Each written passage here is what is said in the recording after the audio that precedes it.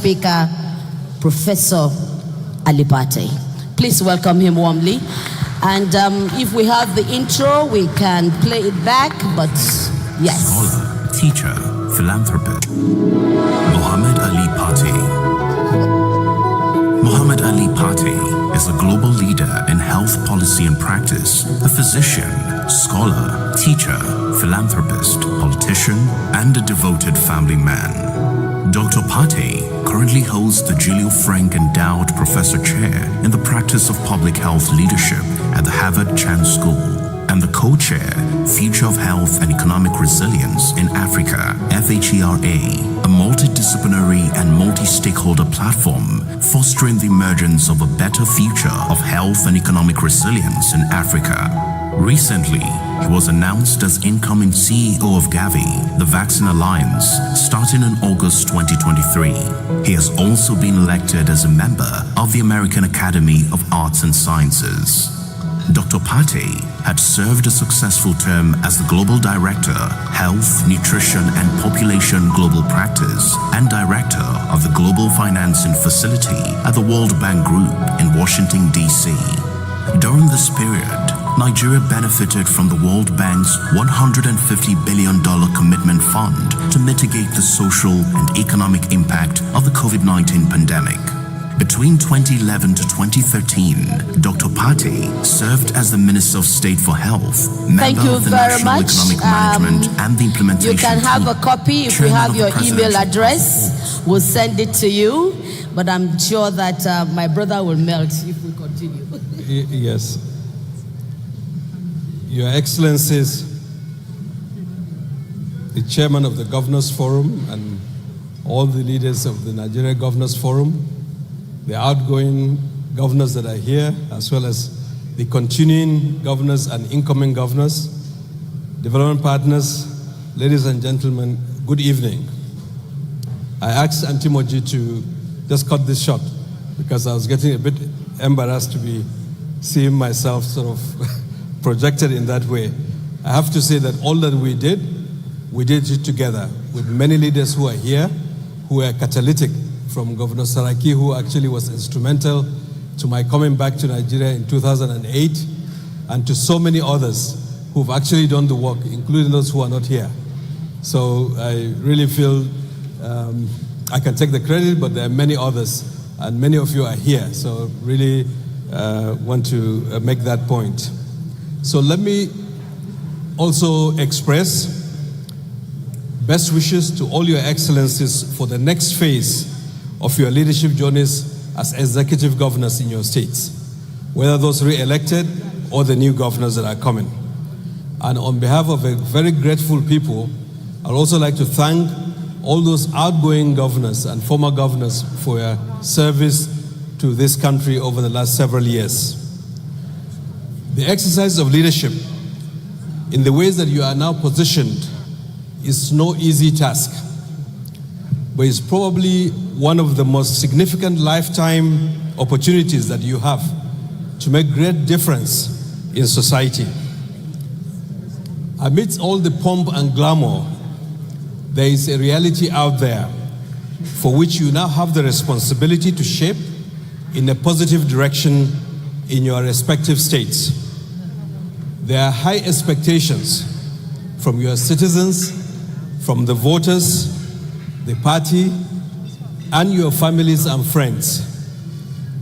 You will be confronted with multiple competing priorities, some of which are immediate and others are longer term.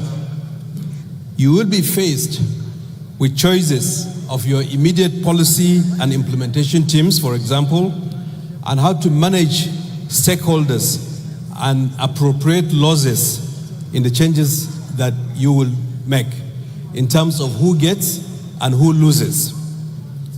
And to paraphrase New York's Governor Mario Cuomo, while you campaigned in poetry, now you are expected to govern in prose, to fulfill your numerous promises to the people. And you will do all of this in the face of a turbulent global economic and political context. regional and domestic conflicts, tough macroeconomic circumstances, and a backlog of challenging issues such as the mass poverty in parts of our country, youth unemployment, and widespread health and education deprivations, to mention but a few. So in this situation, why do you prioritize health, and especially primary health care and immunization? First, access to health is a fundamental human right.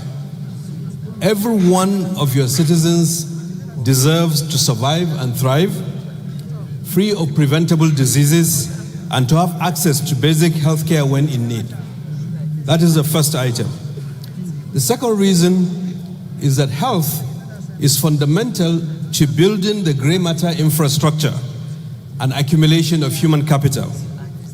And I doubt many in this room would be as successful as they are now if they had repeated ill health from infectious diseases and malnutrition in their childhood, because the gray matter infrastructure that you had developed with is contributing to what you are doing now in terms of your productivity in adult life.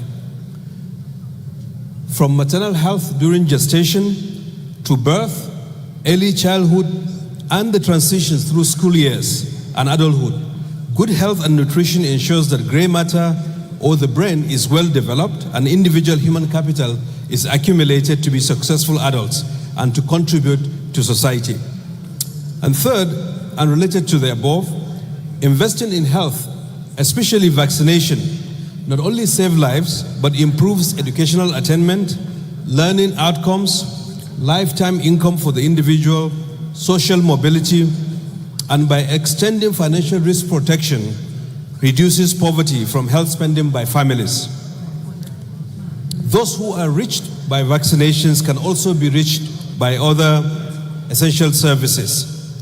Fourth, there is also a value chain in the health sector whose development can itself contribute to economic growth.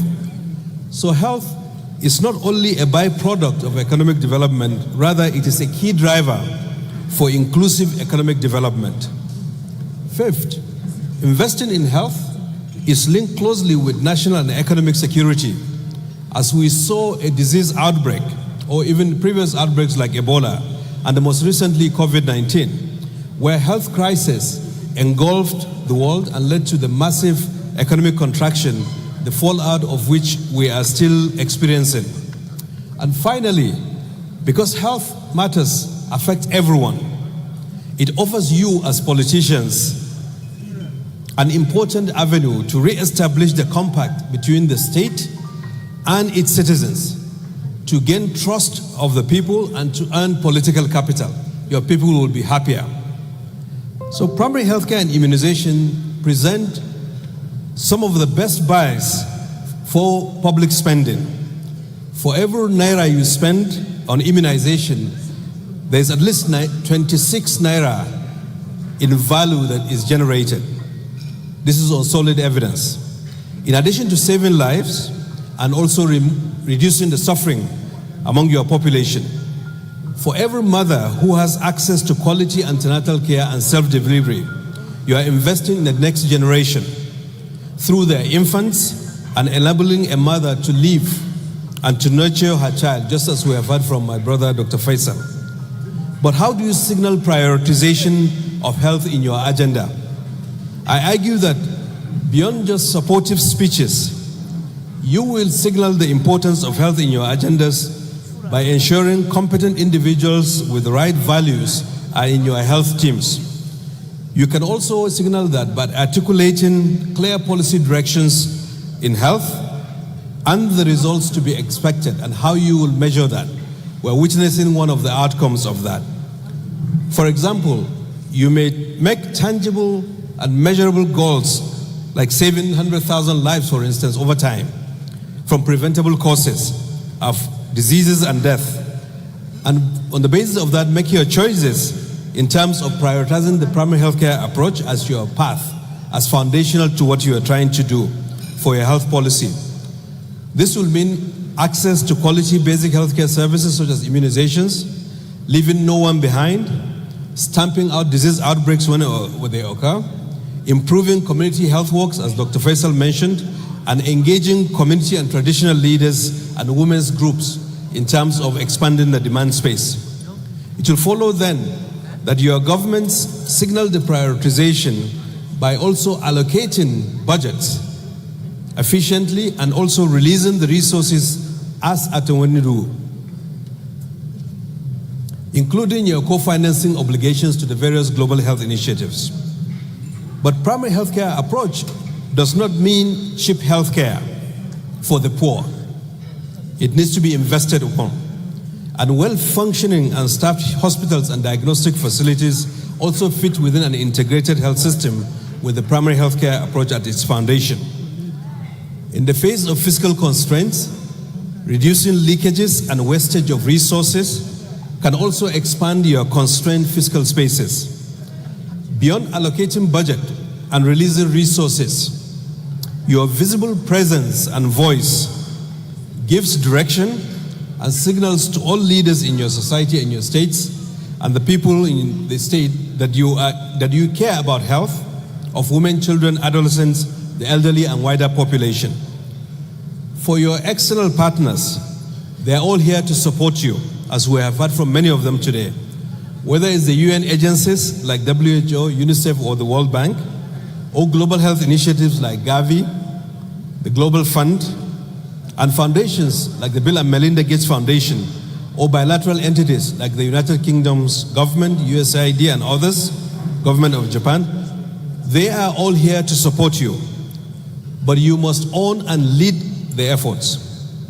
No one should pretend that they care about your people more than you do. The fate of Nigerians lies in the hands of its leaders at all levels. There are no externally driven solutions that would work by themselves without adaptation to our local context. All the global development partners that are here have very good intentions, but they may not always fully understand or appreciate the local context. Hence, they also need humility and patience to learn so that they can be more effective and efficient in their support to you. But the development agenda itself must be owned locally, and you must strive to align the priorities of the external actors with your own people-oriented priorities. This does not mean that you outsource the priorities to the external actors. If you let them to fund all you do, you are by default outsourcing the priorities for the external actors to define for you. External actors can provide you with technical assistance to analyze, develop tools, prioritize, implement, but they should be based on also what makes sense to you all. Your priorities are set in your strategic plans and the expenditure frameworks that you will have, and you must insist that partners align also within those plans. Because as elected leaders in government, you are the ones responsible to the people and to be held accountable if you fail. Where there are gaps in government systems, you may use external partners to strengthen those systems, but not to be a substitute to those systems. You will need to demonstrate your commitments by meeting your own obligations, which is a crucial means to establishing and sustaining credibility. And as your states show good results, as we are seeing in the outcome of this leadership challenge, the external partners will be more enthused to mobilize additional support for you. Your teams will need to exude transparency and relentlessly demonstrate and hold each other accountable with the partners. I also hope that the external partners will be more transparent with your teams. Accountability is not a one-way street. Your partners will hold you accountable, and you must also hold them accountable. And all the parties should remember accountability to the people, whether here in Nigeria or the taxpayers from the partner countries. Finally, in the interface that you have with the global development partners, remember that we're in a post-colonial era. Your external partners are your partners. And so constructively engaging and shaping the agenda and working with them will allow you to go further and last much longer. This is exemplified by the partnership of the Nigeria Governors Forum with external partners, but also with the leadership of the state governors. And do not please forget the civil society, the Nigerian National Technical Assistance Providers, who have contextual knowledge and will remain with you for much longer. They should not be ignored because they are local. They have important contributions to also make. At the end, I also advocate that we all remain open to learn new things from within the country, because there are good things happening in some of the states, and learn from them, from other countries in our region, in Asia, but also globally. I'm confident that if Your Excellencies pursue the agenda of prioritizing health, despite all the prevailing challenges, the results will become evident and your people will be healthy and happy. Your partners will double up on their support, and Almighty God will also reward you. So thank you very much, and I wish you Godspeed. Thank you very much.